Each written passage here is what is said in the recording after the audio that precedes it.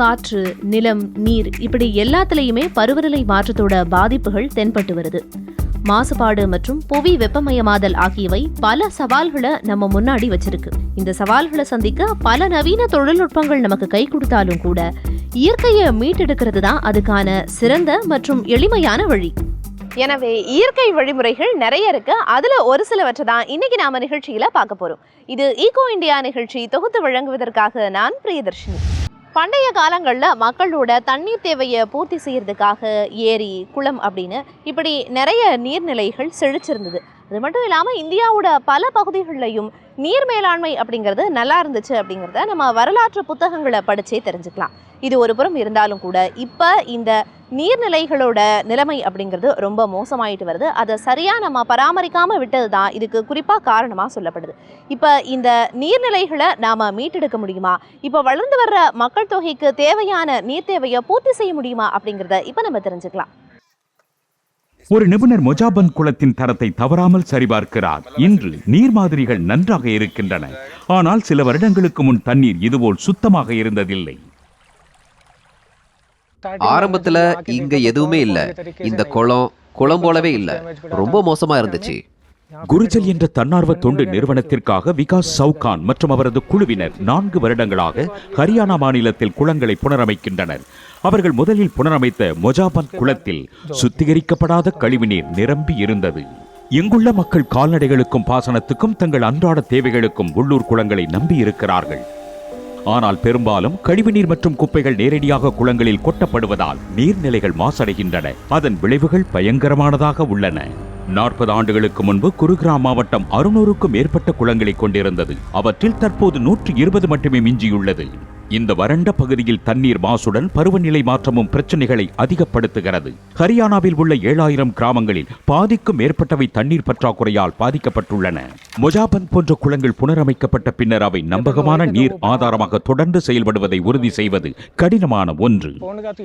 தினமும் காலையில குளத்தை சரிபார்க்கணும். குப்பை போகாத மாதிரி இந்த மெஷை சுத்தம் செய்யறது முக்கியம்.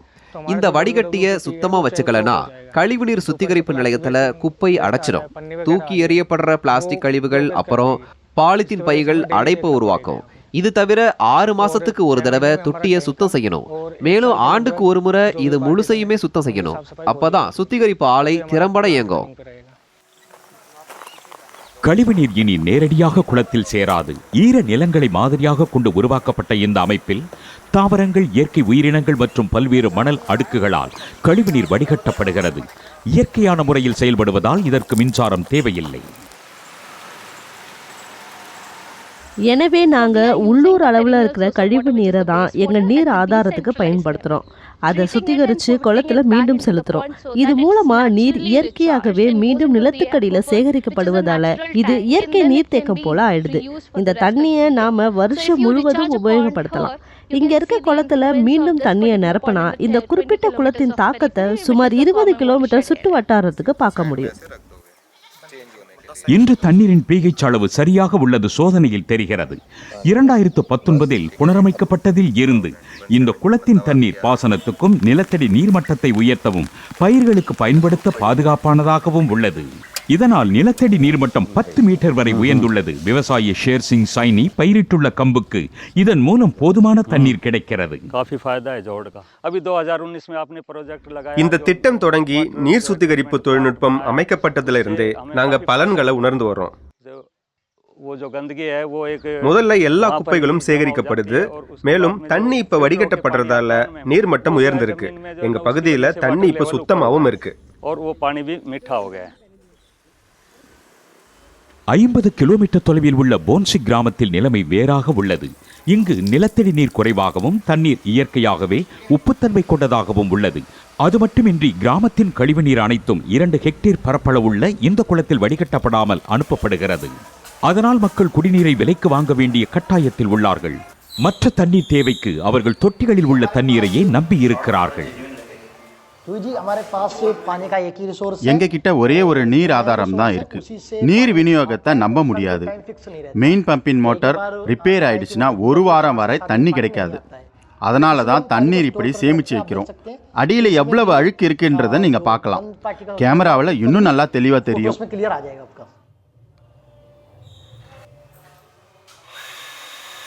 குளத்திற்கு அருகில் அமைக்கப்பட்டுள்ள 2 கிணறுகள் தான் கிராமம் முழுவதற்கும் ஒரே நீர் ஆதாரம். கோடை மாதங்களில் நிலத்தடி நீர் குறைவாக இருக்கும்போது இந்த பம்புகள் அசுத்தமான நீரை உறிஞ்சி விடுகின்றன. சுத்தமான தண்ணீரை வழங்க குளத்தை சுத்தம் செய்து இயற்கையான கழிவுநீர் சுத்திகரிப்பு முறையை நிறுவ இந்த தன்னார்வ தொண்டு நிறுவனம் விரும்புகிறது. ஆனால் இது ஒரு சவாலான திட்டம். இயற்கையை அடிப்படையாக வச்சு இயங்குற தொழில்நுட்பத்துக்கு நிறைய இடம் தேவை. இந்த விஷயத்துல நம்ம வேறு சில அணுகுமுறையை கையாளணும். அதுக்கு சிறந்த வழியை நம்ம கண்டுபிடிக்கணும். அதுதான் மற்றொரு சவாலே. ஏன்னா இது அதிக மக்கள் தொகை கொண்ட பகுதியா இருக்கிறதுனால மக்களை ஈடுபடுத்த நிறைய நேரமும் வளங்களும் தேவை. அதிகரித்து வரும் தண்ணீர் பற்றாக்குறையை சமாளிக்க இந்திய அரசு பல முயற்சிகளை முன்னெடுத்து வருகிறது. நாடு முழுவதும் ஆயிரக்கணக்கான நீர்நிலைகளுக்கு புத்துயிரளிக்கும் ஒரு லட்சிய திட்டத்தை 2022ஆம் ஆண்டு அறிமுகப்படுத்தியது. மிகப்பெரிய இந்த முயற்சியின் ஒரு பகுதியாக உள்ள குருஜல் குழுவினருக்கு ஹரியானா மாநிலத்தில் மிக கடினமான சவால்கள் காத்திருக்கின்றன. மாசு நிறைஞ்ச குளமா இருந்தாலும் சரி, கழிவுகள் இருக்கக்கூடிய கடலா இருந்தாலும் சரி, இது எல்லாத்துக்குமே ஒரு முக்கிய காரணம் அப்படின்னா அது தொழிற்சாலைகள் தான். இந்த தொழிற்சாலைகள்ல இருந்து வர்ற கழிவுகளால பல பாதிப்புகள் ஏற்படுது. அது மட்டும் இல்லாம மனுஷனோட உயிருக்கே அச்சுறுத்தல் ஏற்படுத்தக்கூடிய அளவுல பாதிப்புகள் அப்படிங்கிறது இருக்கு. உலகத்தோட பல பகுதிகளில் இந்த பாதிப்பு இருந்தாலும் கூட சிலி நாட்டுல ஒரு குறிப்பிட்ட பகுதியில பாதிப்பு ரொம்ப மோசமா இருக்கு. அது என்ன அப்படின்னு இப்ப நம்ம தெரிஞ்சுக்கலாம்.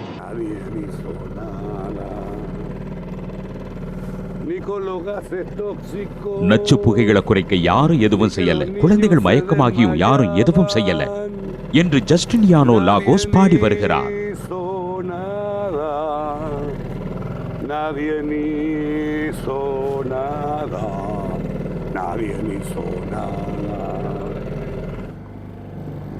மத்திய சிலியில் உள்ள சிறிய கடற்கரை நகரமான புசுன்காவியில் எஞ்சியுள்ள சில மீனவர்களில் இவரும் ஒருவர்.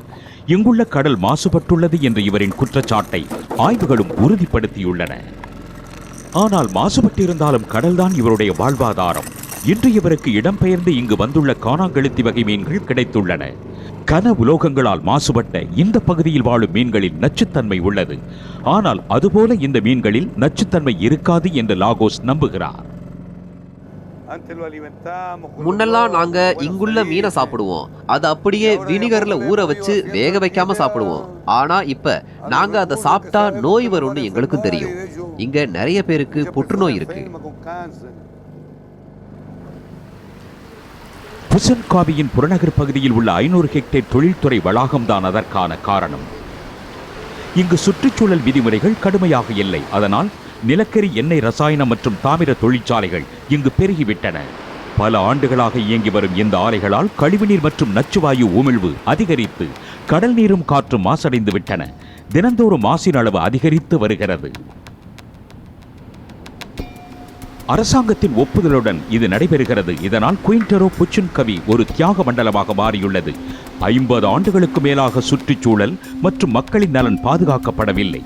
இந்த பகுதிக்கென தனித்துவமான புவியியல் மதிப்பு இருந்த போதிலும் தொழில் மற்றும் பொருளாதார முன்னேற்றத்துக்கு முன்னுரிமை அளிக்கப்படுவதாக பேட்ரிசியா பினோனஸ் கூறுகிறார். இதோட நிறத்தை பார்த்தாலே இது ஒரு எலும்பு துண்டு, அதுவும் கடல் பாலூட்டியோட எலும்பு துண்டுன்னு சொல்லிடலாம். இந்த பகுதி அங்கீகரிக்கப்பட்டு பாதுகாக்கப்பட வேண்டும் என்று இந்த புவியியலாளர் போராடுகிறார். இந்த இடம் புச்சன்காவியோட கதை மட்டும் இல்ல, பூமியோட கதையையும் சொல்லுது. நமக்கு பின்னால இருக்கிற இந்த பாறைகளின் அடுக்குகள் பூமியோட வரலாற்றின் ஒரு பகுதியை வெளிப்படுத்துது. சர்வதேச முக்கியத்துவம் வாய்ந்த இந்த பகுதி பாதுகாக்கப்பட வேண்டிய பகுதி. மற்ற பகுதிகளில் வேறு சில எடுத்துக்காட்டுகளும் உள்ளன.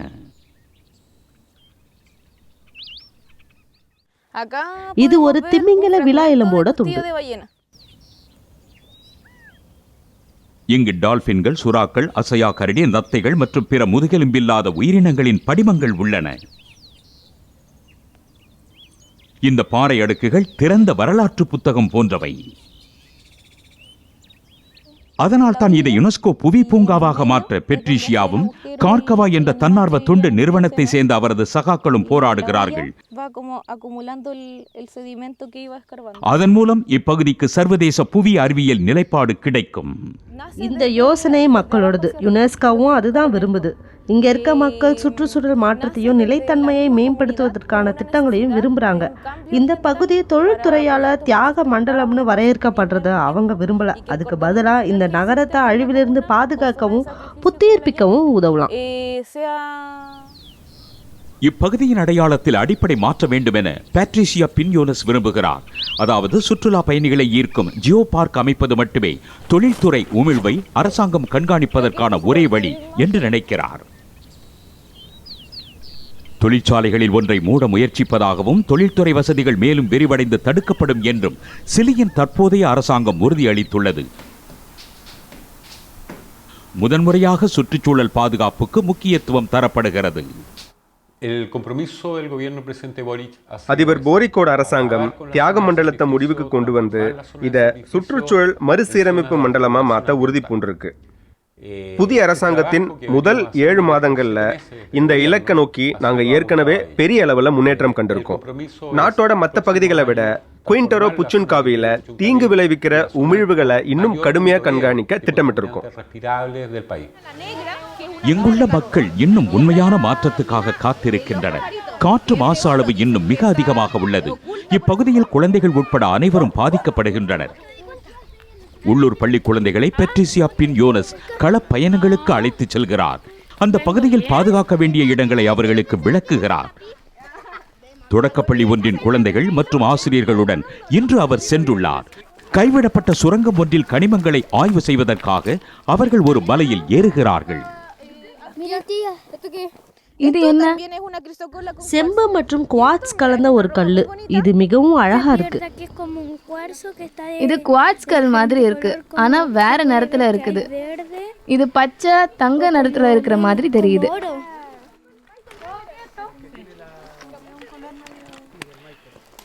குயின்டெரோ புச்சின்காவியின் சுற்றுச்சூழல் மற்றும் புவியியல் பொக்கிஷங்களை பற்றி குழந்தைகள் அறிந்து கொள்ள வேண்டும் என பேட்ரிஷியா பின்யோனஸ் விரும்புகிறார்.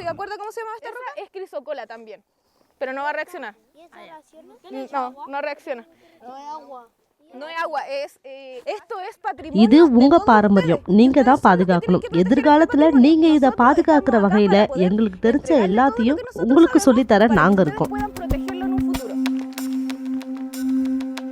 இங்கு மட்டுமல்ல, சிலியின் அனைத்து பகுதிகளிலும் பல தசாப்தங்களாக நீடித்த சுற்றுச்சூழல் சீர்கேடு இறுதியாக முடிவுக்கு வரும் என்று அவர்கள் நம்புகிறார்கள்.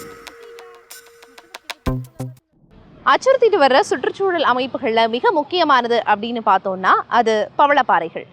புவி வெப்பமடைகிறது, காற்று மாசு, அது மட்டும் இல்லாம பருவநிலை மாற்றம், இப்படி பல காரணங்களால பவளப்பாறைகள் அழிவோட விளிம்புக்கு போயிடுச்சு அப்படின்னே சொல்லலாம். அதை பாதுகாக்கிற நடவடிக்கைகள் எடுத்துட்டு வர்றாங்க.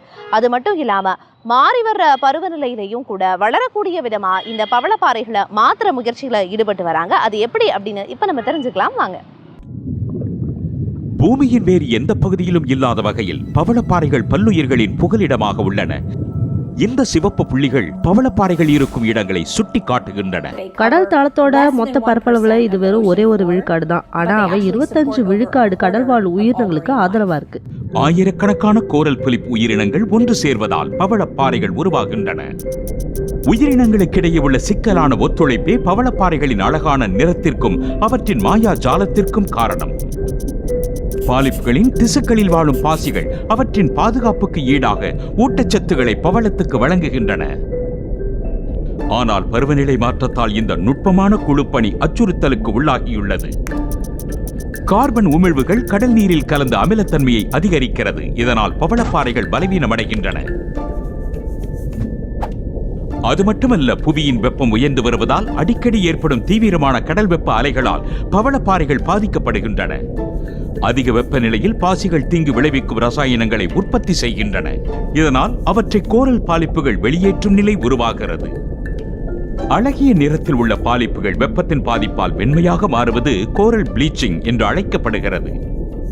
புவி வெப்பமயமாதலால் பல இடங்களில் பவளப்பாறைகள் அழியும் நிலை ஏற்பட்டுள்ளது. என் மகனோட குழந்தைகள் பவளப்பாறையை பார்க்க முடியாத நிலை ஏற்பட வாய்ப்பு இருக்கு. பவளப்பாறைகள் இல்லாத உலகத்தை நினைச்சு பார்க்கிறது எனக்கு ரொம்ப பயமா இருக்கு.